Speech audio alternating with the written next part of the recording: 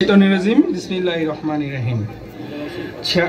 থানাধীন 96 নং ওয়ার্ড কর্মী সভা 2024 প্রধান অতিথি প্রধান বক্তা বিশেষ অতিথিবৃন্দকে জানাই প্রাণঢালা শুভেচ্ছা ও অভিনন্দন।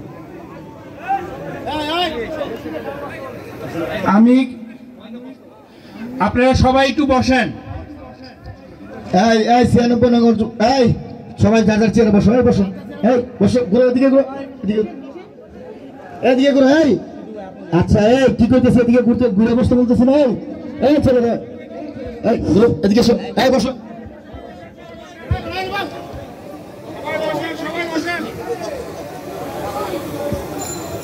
আমি যুবদল সাংগঠনিক সম্পাদক এবং এর আগের কমিটি তো দপ্তর সম্পাদকের দায়িত্ব পালন করেছি।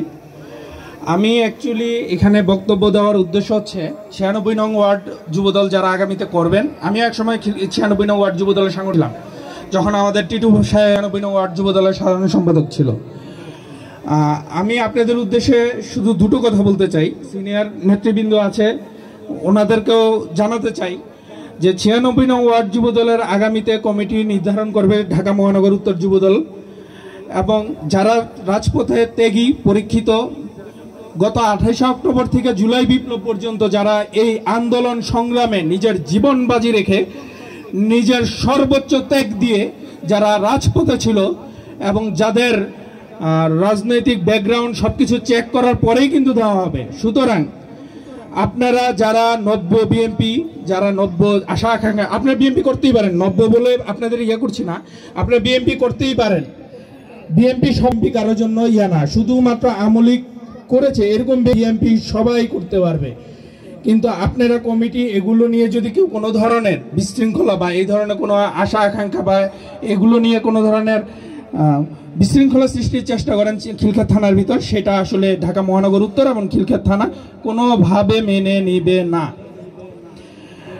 আমি ঢাকা মহানগর উত্তরের বিপ্লবী সভাপতি, সংগ্রামী সভাপতি, বিপ্লবী সাধারণ সম্পাদক ও নেতৃবৃন্দর দৃষ্টি আকর্ষণ করে বলবো, আপনারা কমিটি দেওয়ার পূর্বে অবশ্যই যাচাই বাছাই করে কারা রাজপথে ছিল, কারা ত্যাগ স্বীকার করেছে, কারা মামলা খেয়েছে, কারা হামলার শিকার হয়েছে, কারা জেল খেটেছে, তাদেরকে বাছাই করার মাধ্যমেই আগামী দিনের 96 নং ওয়ার্ড যুবদলের একটি সুশৃঙ্খল সুন্দর কমিটি উপহার খিলক্ষেত থানাকে দিবে।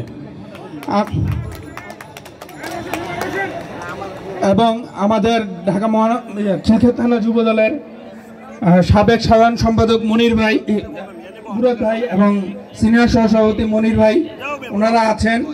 ওনাদের কনসার্নে আশা করি সবকিছু খুব সুন্দরভাবে শেষ হবে, সেই আশা ব্যক্ত করে আমি আমার বক্তব্য এখানেই শেষ করছি। শহীদ জিয়া ওমর হোক, দেশনেত্রী বেগম খালেদা জিয়া দীর্ঘজীবী হোক, জনাব তারেক জিয়া বীরের বেশে আসবে ফিরে বাংলাদেশে। বাংলাদেশ জিন্দাবাদ, বাংলাদেশ জাতীয়তাবাদী যুবদল জিন্দাবাদ।